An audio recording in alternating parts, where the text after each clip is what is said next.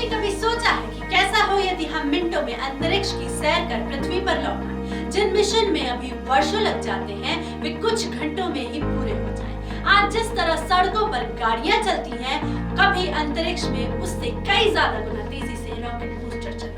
जाहिर सी बात है, ऐसा हो तो हमारे कई काम आसान हो जाएंगे। पर यह सब इतना आसान नहीं है। लेकिन एलन मस्क के नेतृत्व वाली निजी अंतरिक्ष कंपनी की SpaceX इस दिशा में बड़ी तेजी से काम कर रही है।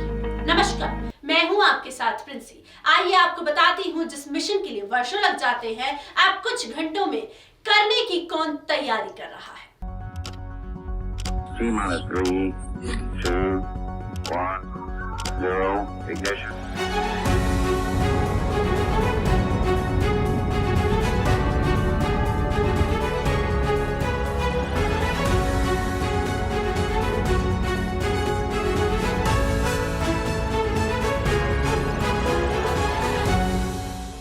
कई विशेषज्ञों का अनुमान है कि कंपनी जिस गति से अभी काम कर रही है उसे देखकर तो यही लगता है कि अगले 20 वर्षों में हम अंतरिक्ष की ओर करीब होंगे।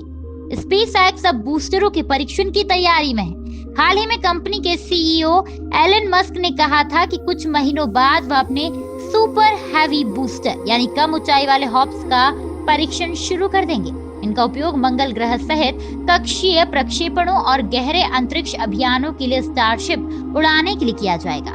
ट्विटर पर एक फॉलोअर को प्रतिक्रिया देते हुए मस्क ने कहा था कि पहला सुपर हैवी हॉप सिर्फ कुछ महीने ही दूर है। इसके लिए कंपनी टेक्सास के बोका चिका में अपने 2 लॉन्च पैड का उपयोग करेगी।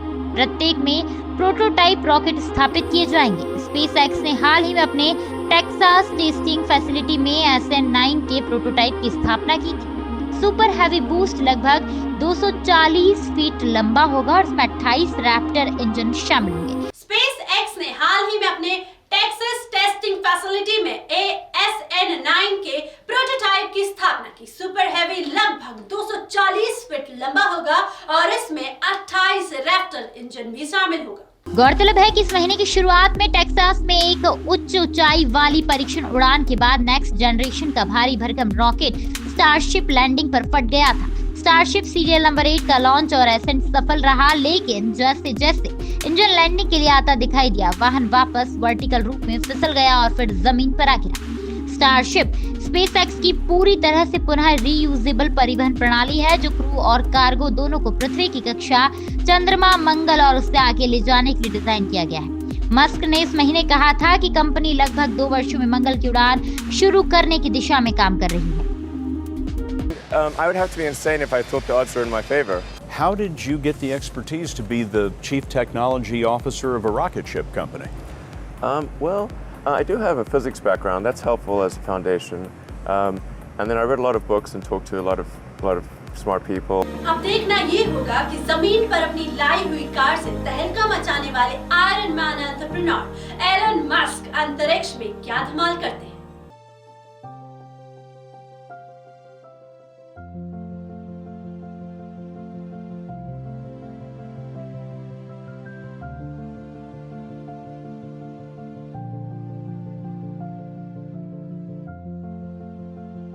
फिलहाल के लिए बस इतना ही। ऐसी ही खबरों के लिए बने रहिएगा हमारे साथ। नमस्कार।